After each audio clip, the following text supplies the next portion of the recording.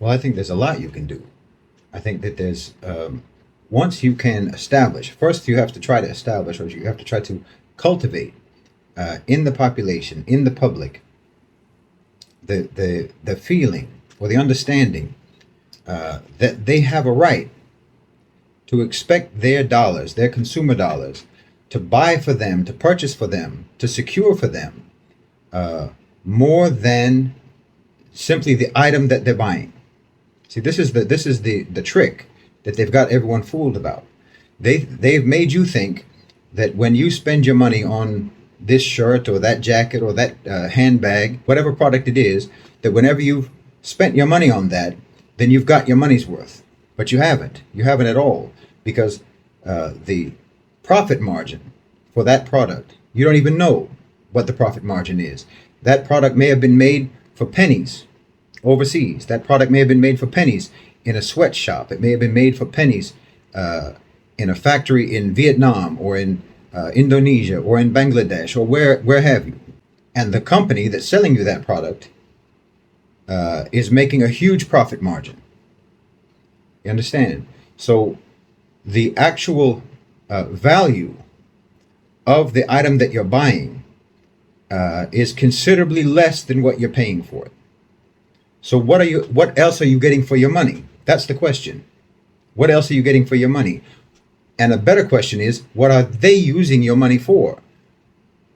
What are they getting out of that excess profit? What are they doing with that? You have to understand, like I've said time and time again, companies, corporations, multinational corporations are political entities, and they have political power, and they have considerable power over the daily lives of the common people. They have considerable power over the economy and the decisions made in the economy and how to manage the economy. And they have considerable power over even legislation and policies that don't even directly have anything to do with them sometimes.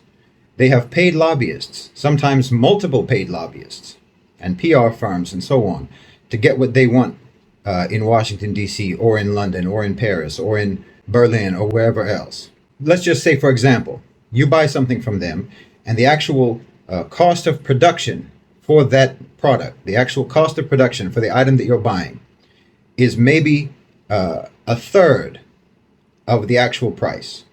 The cost for producing the item is maybe a third of what you actually pay that company in order to buy it. You understand? So the price is marked up by 2/3. Well, what are you getting by giving them that money? Because you need to be getting something more than the handbag. You need to be getting something more than the jacket. You need to be getting something more than the shirt. You know, you need to be getting something more than whatever the product is that you're buying, because you're paying considerably more for it than it's worth. So you need to start getting your money's worth. You need to start demanding that you get your money's worth, because they're getting your money and they're using it for something. What they're using it for is power. They're using it to increase their own power, their own economic power and their own political power. But they're not using that power for your benefit. They're not using it with your interest in mind. And you have every right to expect, just like if you went to a dinner, right? A dinner for a political candidate.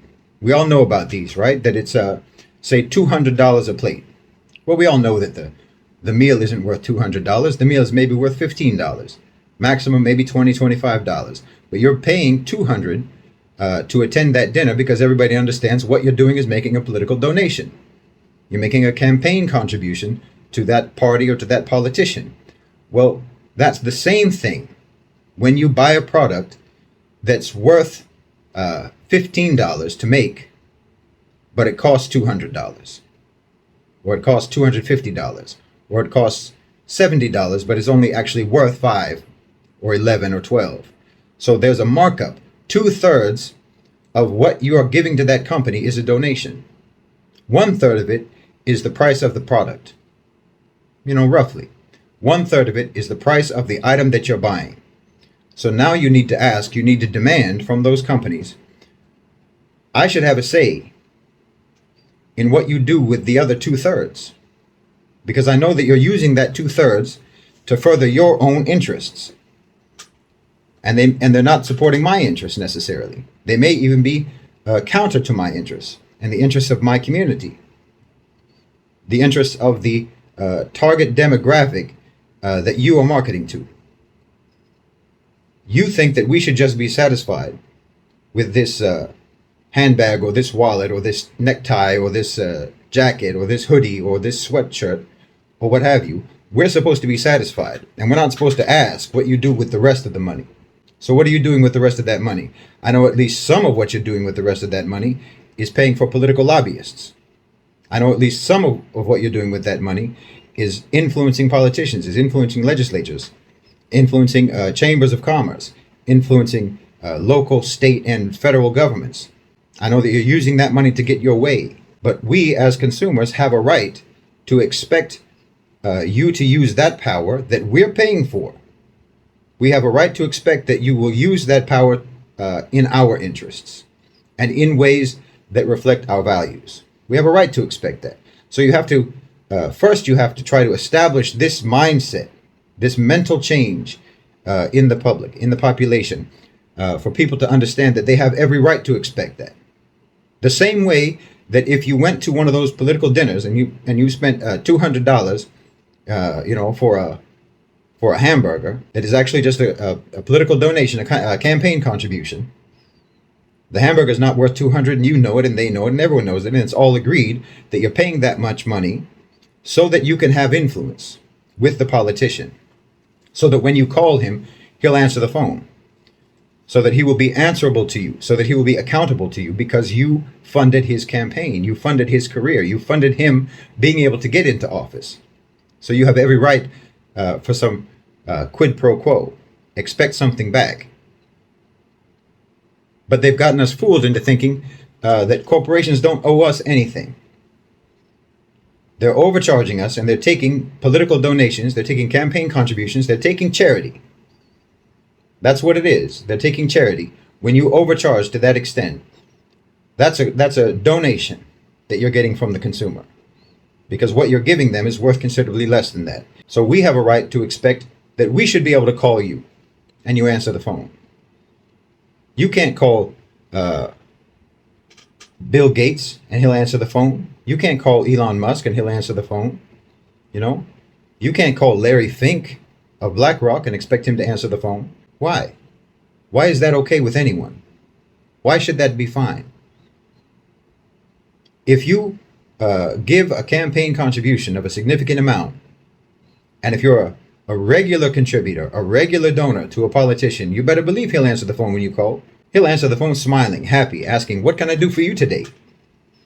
But you can't do that with these CEOs and these owners of corporations, even though you're giving them donations and contributions every day of your life. So I think it's about time that we start to hold them accountable.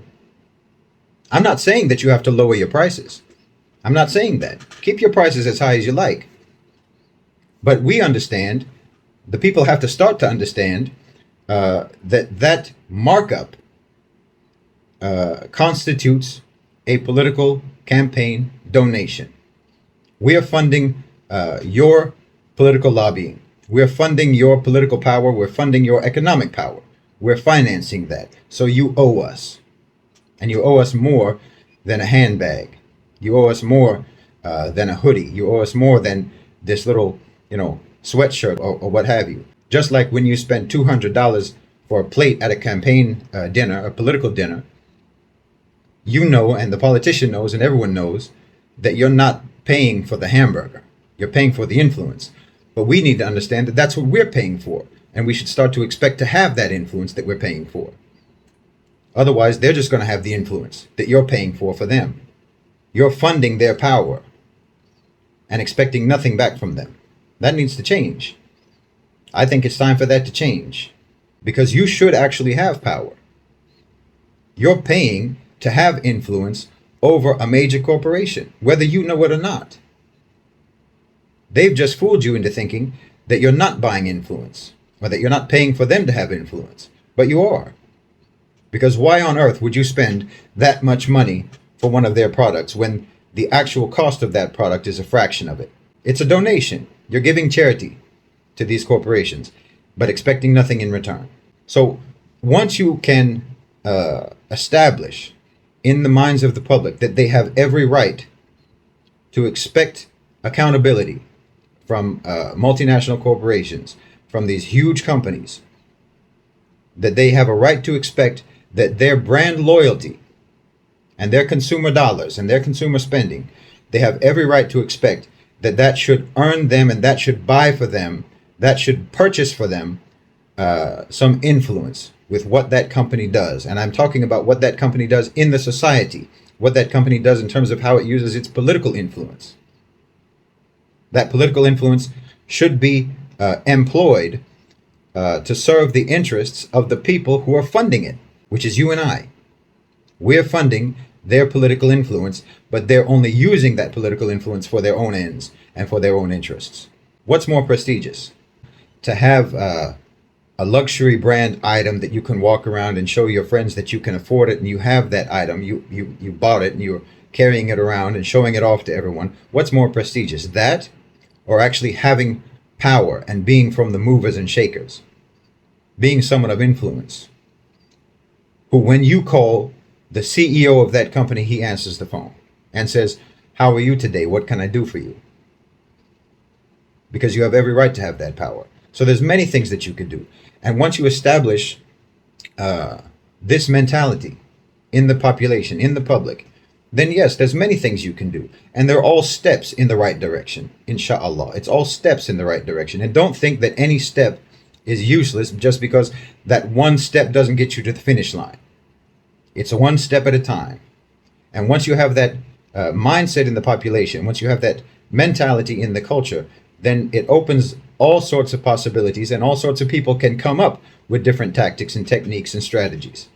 I mean, for example, why couldn't you demand, say in the United States or in the UK or Europe or wherever else, why can't you demand, if you can demand honesty in advertising, if you can demand honesty in labeling in terms of ingredients and so forth, if you can demand all of those things, why can't you demand that companies should disclose their profit margin? Why don't we have a right to know that? But they're afraid because they're gouging us in terms of the price. And if we actually know how much more money we're giving them than is the value of the product that they're selling us, then they'll know that we'll expect something from that. We'll expect that money to buy something for us more than the product, that it should buy for us some kind of influence and some kind of a say in the decisions that that company makes with its power.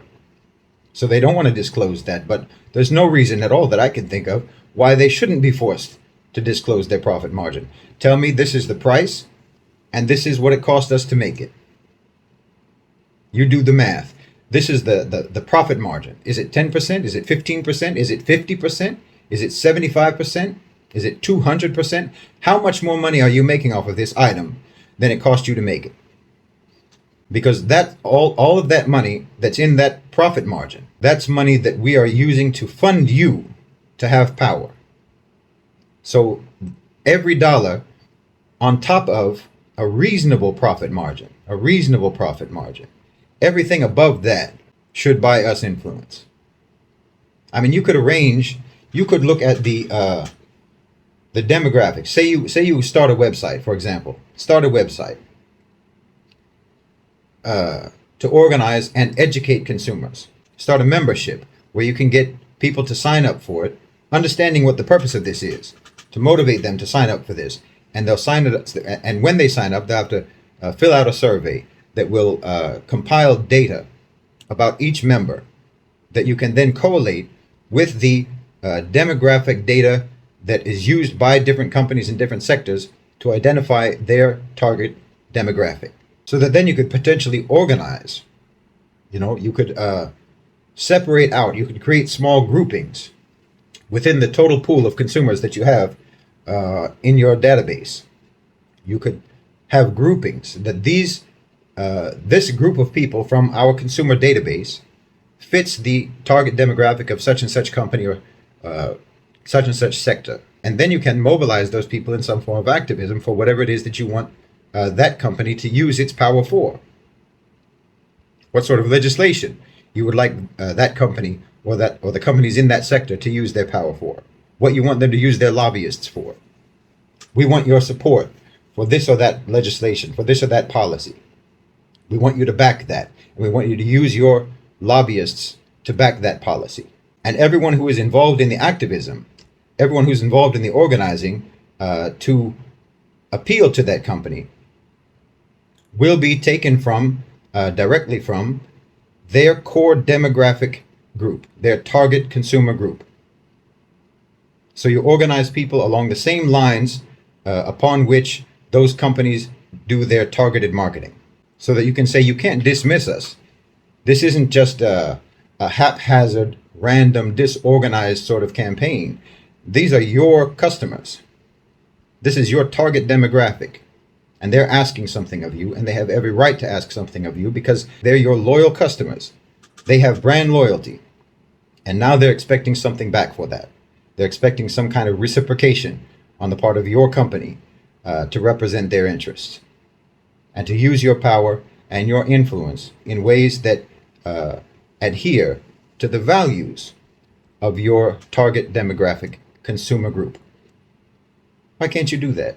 There's so many things that you could do, but the first thing that you have to do is just get this into the mind of the public, that you have every right to expect that you have every right to expect that corporations should be held accountable and should be responsive, and that they should use their power in the society to represent your interests, and they should exercise the power that they have in society in ways that reflect the values of their consumers.